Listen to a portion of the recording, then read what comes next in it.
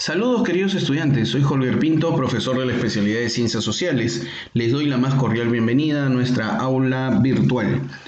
Hoy trataremos o continuaremos con el tema de entreguerras, hablando de una etapa muy importante pues que se dio hoy en el desarrollo de dos ideologías importantes que cambiaron el mundo. Y es así que vamos a hablar sobre lo que sería el fascismo y el nazismo.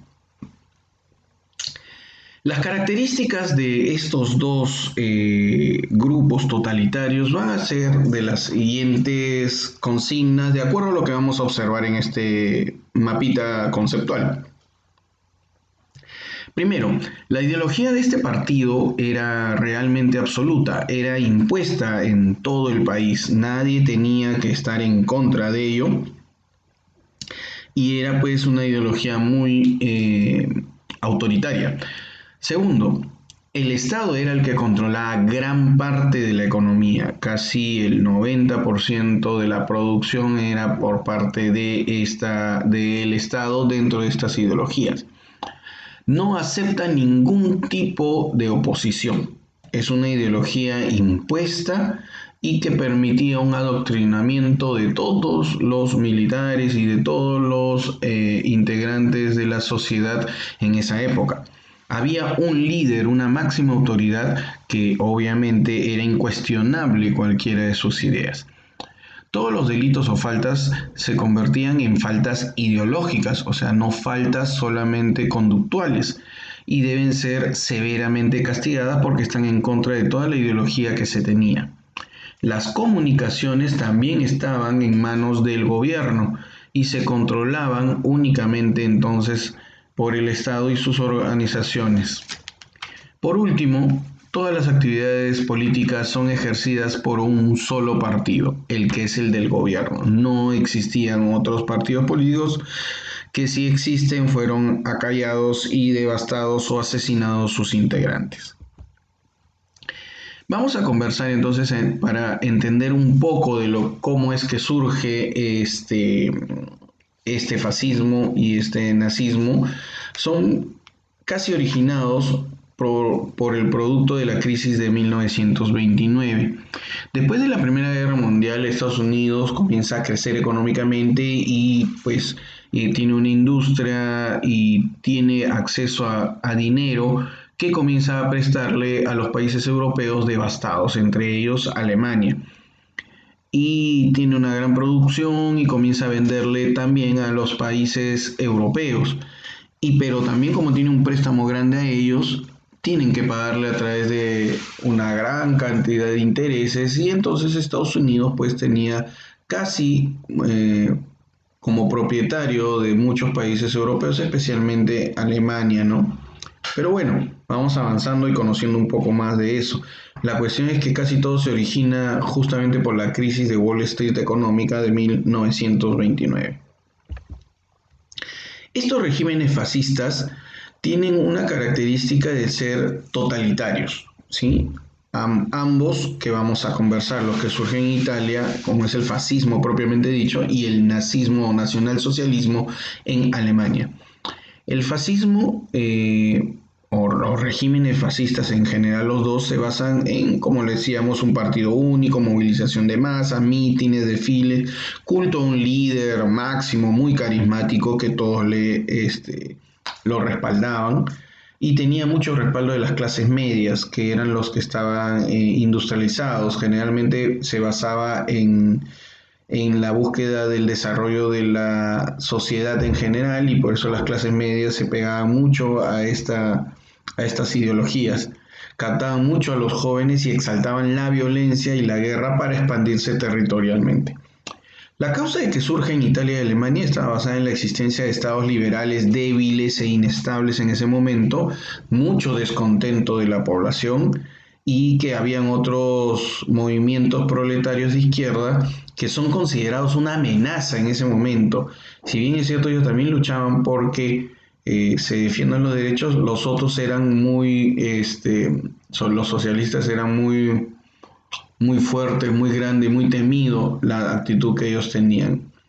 Y por último había un sentimiento de nación muy grande, que eran las naciones más importantes y que, como en algún momento se habían perdido territorios, se estaba buscando que se vuelvan a tener esos territorios perdidos. El fascismo italiano nace producto de la crisis italiana, producto después de la Primera Guerra Mundial. Muchos tratados de paz no le agradaron a los italianos, tuvieron muchos problemas económicos, crecimiento de fuerzas políticas. Entonces se debilita el régimen democrático y se aparece el grupo de los fascios, o grupos armados y uniformados a los que se denominan camisas negras. Y nace entonces el Partido Nacional Fascista de los fascios, de estos grupos armados. Y comienzan a estar a la cabeza Mussolini, el cual comienza a liderar a todo este Partido Nacional Fascista, que se convierte en un partido único, suprime las libertades individuales y llegan al poder a través de una toma de parte de toda la población del gobierno en esa gran marcha que consigue hacerse del poder en 1922. ¿Ok? Muy bien. El fascismo en Italia, bueno, tenía una gran cantidad de componente, pues, de obreros agrícolas o aparceros o otros obreros industriales y estudiantes. Entonces, la mitad de personas que lo incluían también a a algunos propietarios. Entonces, había una gran convocatoria de gente. Su símbolo fascista era el fascio litoro, que era un símbolo de la autoridad y el poder de los magistrados en el Imperio Romano. Y por eso esa imagen, eso estaba marcado dentro de su bandera del partido fascista. ¿Ok? Los camisetas negras eran justamente, o las camisas negras eran el vestimenta de cómo se les enseñaba, pues, a todos sobre el fascismo. Y este es el saludo fascista que existía en esa época. Como vemos acá, Mussolini, que es la máxima autoridad, pues en la Gran Marcha hace el saludo respectivo, el saludo fascista, a tomar en cuenta algunas otras propagandas de adoctrinamiento, que podemos observar aquí. La Alemania de la posguerra más bien tiene un cambio diferente. La República de Weimar tiene un gobierno socialdemócrata, es muy débil, producto de la Primera Guerra Mundial, y se enfrenta a problemas importantes políticos y de mucha hiperinflación. ¿Ok? Entonces está con Rosa Luxemburgo y Liev Kienech como los personajes que están liderando en esta república. Bueno, hablábamos de la hiperinflación y acá hay unos datos importantes que se dieron que nos pueden servir a conocer un poco más de por qué es que se da el nacimiento del nacionalsocialismo. Y es aquí, no sé si me estoy pasando, ya, perdón. El nazismo lo va a fundar este partido en 1921, Hitler, ¿ok? Él escribe un libro, el cual va a tener una fuerza muy grande y que va a describir algunas de las características de lo que él desea hacer conocer a todos los alemanes, y el libro se llama Mi lucha. Entonces, él en algún momento quiere hacer lo mismo que Mussolini, pero es apresado y va a estar 5 años en una cárcel, ¿ok? Pero van a haber otros partidos y en un momento determinado va a ser retirado de la cárcel y va a asumir el grado de canciller porque el nazismo en ese momento tuvo un reauge. Y como canciller, esto ahora vamos a hablar un poco más de eso, pero después asume el poder gracias a la muerte de unos personajes importantes y cómo es que fallecen en gran cantidad producto del asesinato que él va a originar para él asumir el poder, y ahora lo vamos a ver en las siguientes diapositivas.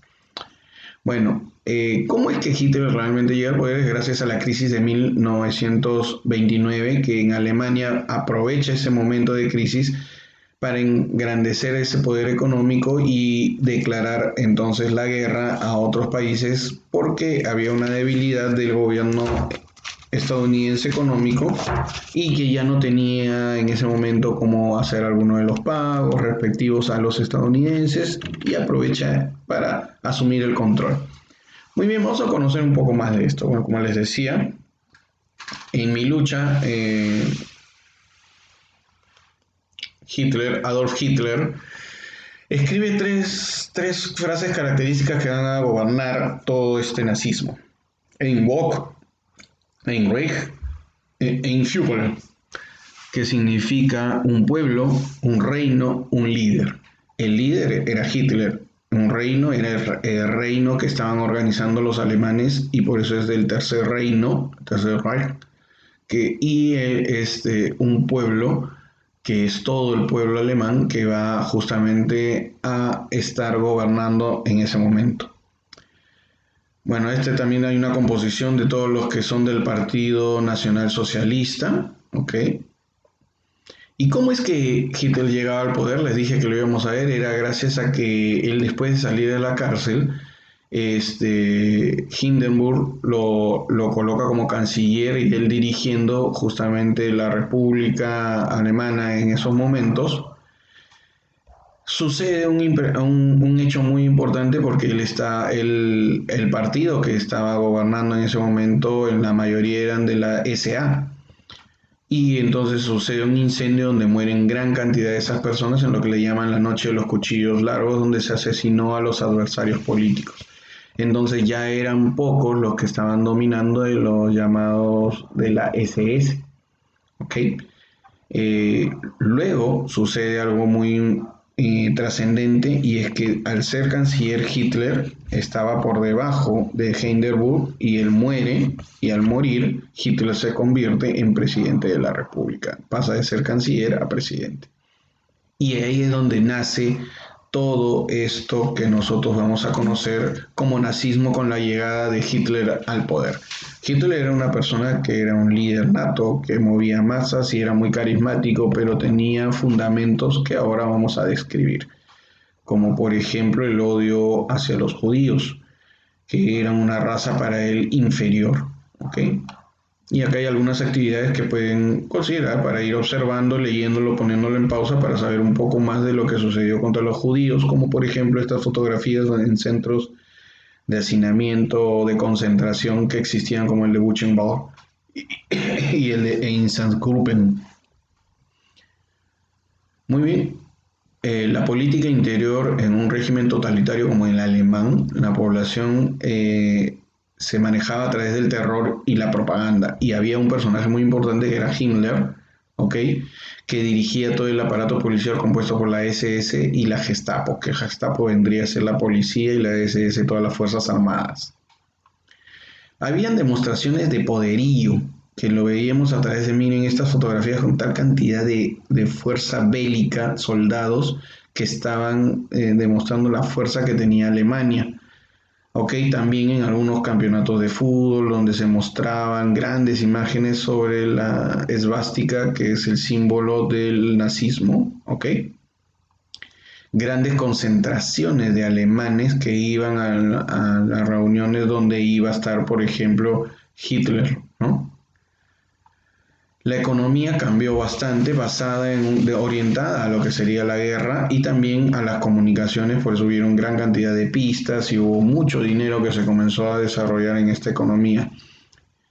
Hubo una crisis política muy fuerte donde no existió ya ningún otro partido político más que el nazismo y la hegemonía europea de Estados Unidos se perdió en ese momento y que permitió que comience a surgir justamente el nacionalismo alemán, ¿ok?